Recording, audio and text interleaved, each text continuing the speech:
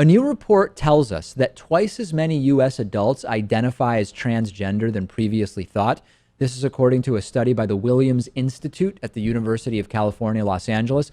10 years ago, roughly 0.3% of Americans identified as transgender. The new study, which surveyed 1.4 million adults, shows that 0.6 identify as transgender. That is double the percentage as 10 years ago. It's based on 2014 state-level surveys as well as U.S. Census data, which were both used in conjunction to come to these new numbers. Here's my big issue with the survey, Lewis, and we have to sort of think this through and try to figure it out. I've been clear that, first of all, this has nothing to do with how we should treat transgender people. I've been clear that I support full equality of all kinds, anything you imagine, full equality for transgender individuals, bathroom use that corresponds to gender identity, all of that stuff. My opinion on that is not affected at all by what percentage of U.S. adults are transgender.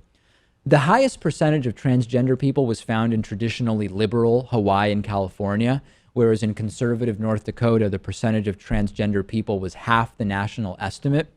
So my question is, are there actually more transgender people as a percentage in Hawaii than in North Dakota? Or is it that because it's more acceptable culturally to be trans in Hawaii than in North Dakota, that more people on the survey are willing to admit it? And it's the same question. Have we really seen a doubling of the number of transgender people? Or have we seen a doubling in the percentage of people who are willing to admit that they are transgender because stigma around the issue has decreased?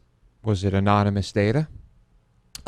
Depends on the surveys, but I don't even know that matters, because what kind of matters? I mean, no one would be afraid to admit it if it were anonymous. No, I don't agree with that. I think to some extent you're right, which is, hey, if this is anonymous, I'll just say the truth.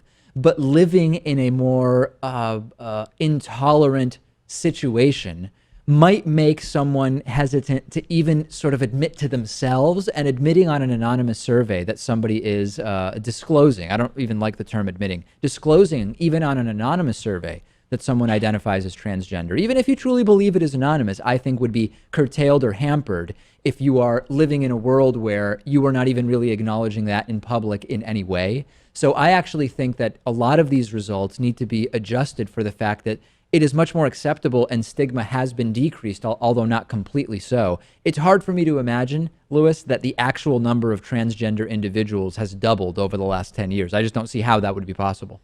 Unlikely, yeah. But what else happens is that you have these areas where it's more acceptable.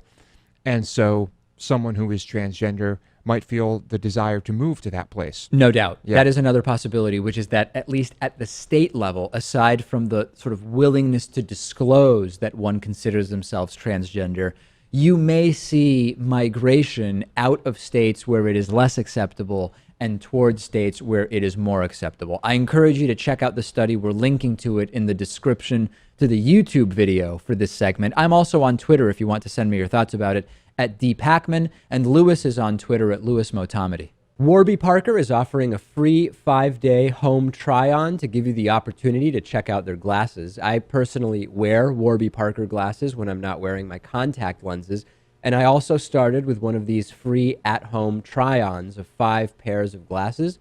You can get your free home try-on and support the David Pakman Show at warbyparkertrial.com/TDPS. I don't really like going into glasses stores and trying on glasses while the salesperson sort of hovers over me, and I like more than 30 seconds to actually figure out whether I like the glasses. So with the Warby Parker home try-on, I was able to pick 5 pairs that I liked, put them on in the comfort of my own home, pick the one I like the most, and then Warby Parker put my prescription lenses in there for me. A lot of people don't know that the eyeglass industry is controlled by just a few big corporations that keep prices very high, like $300 for prescription glasses high, which is just insane. Warby Parker glasses start at $95. That's what mine cost. And for every pair of glasses sold, Warby Parker distributes a pair of glasses to someone in need. You can try 5 pairs and see what you like. Check out the at-home trial and support our show by going to warbyparker.com/TDPS. It costs nothing.